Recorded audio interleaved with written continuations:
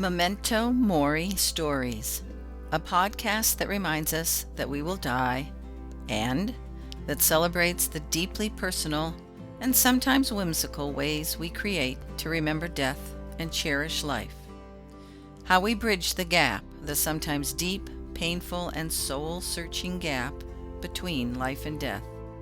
How we remember those we have loved, the things we keep, the phrases we use, the foods we prepare, the places we hold dear.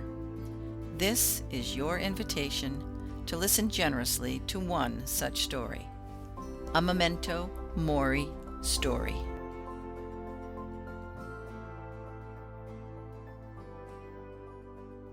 My Memento Mori story is inspired by my Majolica collection that, at just a glance, reminds me of my dearest friend Melissa and the influences she left with me. Melissa was like no one I've ever known, nor will ever know or love again. She announced we were best friends in third grade, and from there we ran the neighborhood, wandered the woods, and got in all the best trouble. We learned guitar together in sixth grade and shared life's spiritual journeys in high school. We celebrated our separate college lives, and she made sure we stayed close. She raised a beautiful family, and I traveled still in search of myself. Melissa grounded me.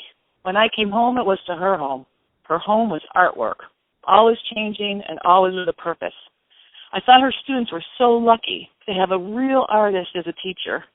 Her classroom was her studio, and as she worked, her students just progressed on a path of positivity and ingenuity. Before she died, she was starting to mentor the most challenged city children after the regular school day.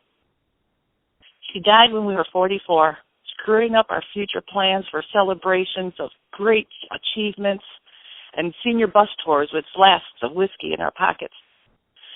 Reflecting on her life, I thought she lived like she knew it would be shorter than most. She hugged her babies more than anyone I've ever met. She stuck to what she believed and repeated it often. I still hear her. She never held a grudge on anyone, but privately we shared belly laughs at people's follies, like skits written just for us. Along with her love of gardening, art, and music, she collected Majolica pottery. I rode along on the quest, through the shops, the rat traps, just happy to be with her and learn. She turned junk into gold in front of my eyes. For our 40th birthdays, I searched for the perfect gift, not really knowing if I could find something as unique as she was and deserved.